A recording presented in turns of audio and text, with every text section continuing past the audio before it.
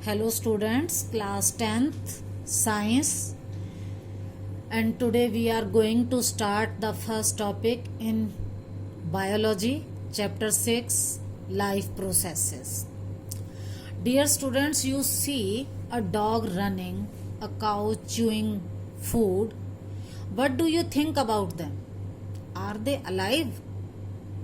Yes, they are alive. How? Because they show movement. वो movement show कर रहे हैं, इसलिए वो अलाइव है. Now what do you think about a child who is sleeping? He is not moving. Is the child alive? You may से yes, but why? Because a child is breathing. He is taking in oxygen and giving out carbon dioxide. So he is moving air in and out. So child is alive. Now what about plants?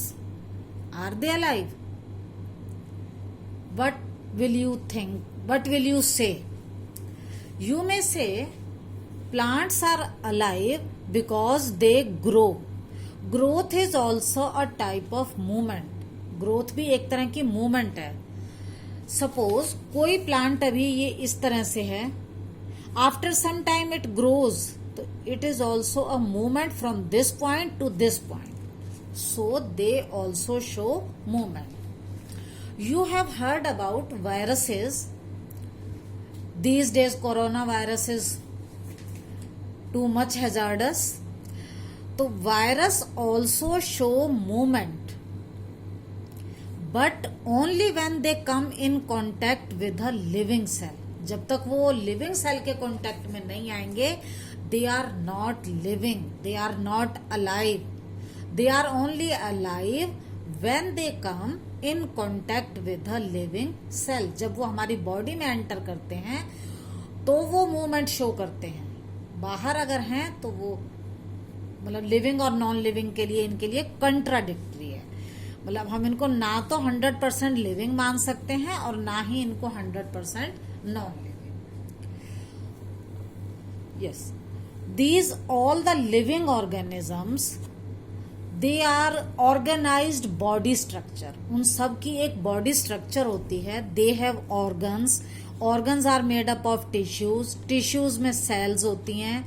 Sales have cell organelles like mitochondria, ribosome, nucleus, and cell organelles, they are made up of molecules. So finally all the living organisms, they are made up of molecules, and these molecules are always in motion. The movement of these molecules is invisible to our naked eyes. मतलब ये जो molecules हैं ये movement में तो होते हैं, लेकिन इनकी ये जो मूवमेंट है वो हमें दिखाई नहीं देती. हमारी अपनी ही बॉडी को देखिए, आपकी पूरी बॉडी की एक एक सेल जो है वो मॉलिक्यूल से बनी है. क्या आपको कोई मॉलिक्यूल की मोशन दिखाई दे रही है? No, it is invisible. All living organisms, जितने भी लिविंग ऑर्गेनिजम्स हैं, they show movement which may be visible और इनविजिबल. मूवमेंट सब में होती है. कभी कभी वो विजिबल होती है जैसे डॉग रनिंग, और कभी कभी वो इनविजिबल होती है जो हमारी बॉडी की सेल के अंदर मूवमेंट होती है, जिसमें कुछ मटेरियल अंदर जाते हैं, कुछ बाहर आते हैं, ऑक्सीजन को लेने का काम कर रहे हैं. तो वहां पर वो सब मॉलिक्यूल की मूवमेंट है. They have organise structure. सबकी जो बॉडी स्ट्रक्चर है वो ऑर्गेनाइज्ड होती है. Now due to the effect of environment के जो बहुत सारे चेंजेस हैं, उनकी वजह से जो हमारी बॉडी स्ट्रक्चर जो ऑर्गेनाइज्ड है, it keep breaking down over time. Time के साथ ये ब्रेक डाउन होती रहती है. जो हमारी बॉडी स्ट्रक्चर है वो टाइम के साथ उसमें कुछ ना कुछ टूट फूट होती रहती है, ब्रेक डाउन होती रहती है. अगर ब्रेक डाउन होगा, कोई टूट फूट होगी हमारी बॉडी में, तो क्या करना होगा? हमें उसे रिपेयर करना होगा, मेंटेनेंस करनी होगी उसकी. Repair and maintenance are same. तो living organisms must keep repairing और मेंटेनिंग देयर बॉडी स्ट्रक्चर्स। उनको हमेशा अपनी बॉडी स्ट्रक्चर को रिपेयर करना पड़ता है, मेंटेन करना पड़ता है। और दूसरा क्या होना चाहिए लिविंग ऑर्गेनिज्म में, movement of molecules must take place all the time. हर समय मॉलिक्यूल्स की मूवमेंट होनी चाहिए, तभी हम उसको लिविंग ऑर्गेनिज्म कहेंगे। और मॉलिकुलर मूवमेंट क्या जब आप सो रहे हो तब भी हो रही होती है? जब आप कोई फंक्शन नहीं कर रहे तो क्या आपकी बॉडी के अंदर मॉलिक्यूल मूवमेंट हो रही है? यस, अभी मैंने आपको बताया था जब चाइल्ड स्लीपिंग है तो वो ऑक्सीजन को अंदर ले रहा है, कार्बन डाइऑक्साइड को बाहर निकाल रहा है, तो उस समय क्या उसकी बॉडी के अंदर मॉलिकुलर मूवमेंट हो रही है। तो अब हमारी बॉडी के अंदर एक तो ये मेंटेनेंस वाला काम है, ये परमानेंट होगा क्योंकि टूट फूट होती रहती है, मॉलिक्यूल मूव करते हैं तो कुछ ना कुछ ब्रेक डाउन होता रहता है। तो the processes which together perform this maintenance job, जो हमारी बॉडी के अंदर इस मेंटेनेंस का काम करती हैं, उन सारी प्रोसेसेस को हम बोलते हैं life processes. The processes which together perform this maintenance job are called life processes. अब ये जो लाइफ प्रोसेसेस है ये क्या कर रही हैं, हमारी बॉडी में जो डैमेज है, टूट फूट है, उसको प्रिवेंट करते हैं। They prevent damage and break down of body structure. अब जब इतना काम हो रहा है तो energy will also be required, therefore energy is needed for these life processes. इन सब के लिए हमें क्या चाहिए? एनर्जी।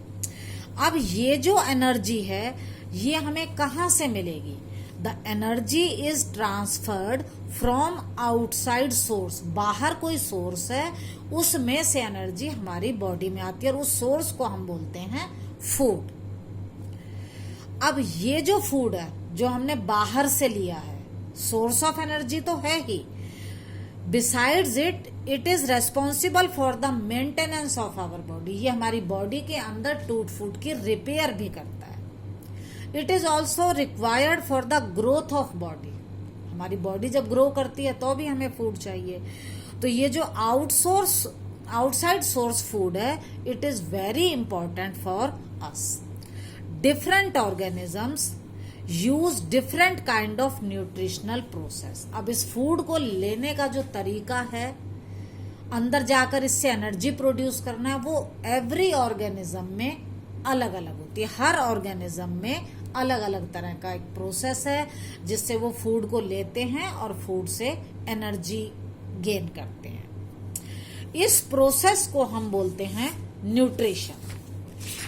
इस प्रोसेस को हम बोलते हैं न्यूट्रिशन। तो जो हमारी लाइफ प्रोसेसेस थी वो है, उसमें सबसे पहले न्यूट्रिशन है। न्यूट्रिशन क्या है? पहले हम आउटसाइड सोर्स जो फूड है, the process by which an organism takes food. सबसे पहले तो हम फूड लेंगे एंड फिर वो फूड जो अंदर गया उसको हम यूटिलाइज करेंगे, उसका यूज करेंगे। किस काम के लिए? एक तो एनर्जी के लिए, बॉडी की ग्रोथ के लिए और फॉर मेंटेनेंस ऑफ बॉडी। इस सारी प्रोसेस को हम कहेंगे न्यूट्रिशन। न्यूट्रिशन का मतलब है the process by which an organism takes food, food को लेगा एंड यूटिलाइजेज, और उसको यूटिलाइज भी करेगा। और जो मॉलिक्यूल हमें न्यूट्रिशन देंगे उन्हें कहेंगे न्यूट्रिएंट। और फूड के अंदर ये मॉलिक्यूल होते हैं कार्बोहाइड्रेट, प्रोटीन, फैट एटसेट्रा। ठीक है। अब ये जो लाइफ प्रोसेस है, हमने फूड तो ले लिया, उसको यूटिलाइज भी कर लिया, इस प्रोसेस को हमने कहा न्यूट्रिशन। अब ये जो फूड हमने लिया था उसको यूटिलाइज करने के लिए उससे एनर्जी प्रोड्यूस कैसे होती है, उसके लिए वी टेक इन ऑक्सीजन। और ये जो ऑक्सीजन है ये इस फूड से रिएक्ट करके एनर्जी प्रोड्यूस करती है। इस प्रोसेस को हम बोलते हैं रेस्पिरेशन। तो अगर रेस्पिरेशन नहीं होगी तो न्यूट्रिशन का कोई लॉजिक नहीं है, क्योंकि फूड से एनर्जी ही नहीं मिलेगी। ठीक। नाउ अब हमने फूड भी ले लिया, उससे एनर्जी भी प्रोड्यूस कर ली। अब आती है बारी ट्रांसपोर्टेशन की। ट्रांसपोर्टेशन में क्या होता है, जो एनर्जी है वो पूरी बॉडी में सर्कुलेट की जाती है, आपकी बॉडी की हर सेल तक पहुंचाने का काम होता है। उस प्रोसेस को हम बोलते हैं ट्रांसपोर्टेशन। अब इन तीनों प्रोसेस के बाद हमारी बॉडी के अंदर कुछ वेस्ट, कचरा भी बनता है, वेस्ट मटेरियल। अब वो वेस्ट मटेरियल अगर हमारी बॉडी में रहेगा तो वो टॉक्सिक होगा। उस टॉक्सिक मटेरियल को बाहर निकालने की प्रोसेस को कहते हैं एक्सक्रीशन। तो जो लाइफ प्रोसेसेस हैं मेंटेनेंस ऑफ बॉडी के लिए बहुत जरूरी हैं, और वो कौन कौन सी हैं? न्यूट्रिशन है, रेस्पिरेशन है, ट्रांसपोर्टेशन एंड एक्सक्रीशन। ये आपको अब समझ आ गया होगा। इसके बाद है अब एक्सरसाइज का क्वेश्चन। आपकी बुक में ये चैप्टर 6 के बाद ये एक क्वेश्चन है। फर्स्ट क्वेश्चन है, why is diffusion insufficient to meet the oxygen requirement of multicellular organisms like humans. कि मतलब कोई अगर छोटे ऑर्गेनिज्म होते हैं तो उनमें डिफ्यूजन से ऑक्सीजन आ जाती है, लेकिन जो हम जैसे हैं मल्टी सेलुलर का मतलब मोर देन वन सेल है जिनमें, उनके अंदर डिफ्यूजन से ऑक्सीजन क्यों नहीं आती है? पहले तो आपको पता होना चाहिए डिफ्यूजन क्या है। देखो पहले क्वेश्चन समझ लो। देखो ये लिविंग ऑर्गेनिज्म है जो मल्टी सेलुलर है जैसे ह्यूमन, और ऑक्सीजन कहाँ है? वो हमारे एनवायरनमेंट में प्रेजेंट है। अब डिफ्यूजन का मतलब है movement of anything from a region of higher concentration to the region of lower concentration. देखो एनवायरनमेंट के अंदर ऑक्सीजन की हाई कंसंट्रेशन है, हाई कंसंट्रेशन से लो कंसंट्रेशन की तरफ ऑक्सीजन की जो मूवमेंट है इसको हम बोलते हैं डिफ्यूजन। जो लोअर ऑर्गेनिज्म है उनमें ऑक्सीजन इसी डिफ्यूजन से यहां से अपने आप अंदर चली जाती है, लेकिन जो मल्टी सेलुलर ऑर्गेनिज्म है जैसे हम ह्यूमंस हैं उनमें ये ऑक्सीजन ऐसे क्यों नहीं जाती? उनमें क्यों लंग्स हैं, मैकेनिज्म होता है पूरा कि नाक से एयर जाएगी, फिर ऑक्सीजन अंदर जाएगी, फिर कार्बन डाइऑक्साइड बाहर निकलेगी। तो ऐसा क्यों होता है? तो इसका रीजन है बेटा, देखो जो मल्टी सेलुलर ऑर्गेनिज्म है, ऑल द सेल्स, उसके अंदर वाली जो सेल्स हैं, they are not in direct contact with surrounding environment. देखो ये बाहर वाली जो सेल है ये तो ऑक्सीजन के कांटेक्ट में है, लेकिन जो अंदर वाली सेल है वो ऑक्सीजन के कांटेक्ट में नहीं है, इसलिए डिफ्यूजन नहीं होगा। All the cells are not in direct contact with surrounding environment in multicellular organism, so diffusion is insufficient to meet oxygen requirement। इसलिए डिफ्यूजन से ऑक्सीजन उनके अंदर एंटर नहीं कर सकते। इसके बाद है क्वेश्चन नंबर 2। क्वेश्चन 2 है, what criteria do we use to decide whether something is alive. कोई अलाइव है, जिंदा है, उसके लिए आप क्या क्राइटेरिया यूज करते हो?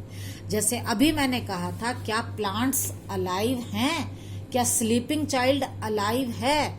तो आपने क्या क्राइटेरिया यूज किया था? आपने कहा था कि उनके अंदर कोई मूवमेंट होगी। सोते हुए बच्चे में क्या मूवमेंट हो रही थी? ऑक्सीजन का आना जान, मतलब एयर को वो अंदर ले रहा था और अंदर से कार्बन डाइऑक्साइड को वो बाहर निकाल रहा है, तो मूवमेंट हो रही है। प्लांट्स में कौन सी मूवमेंट हो रही है? वहां सेल ऑर्गेनल्स के मॉलिक्यूल के अंदर मूवमेंट हो रही है। अब ये जो मॉलिकुलर मूवमेंट है ये क्या करती है?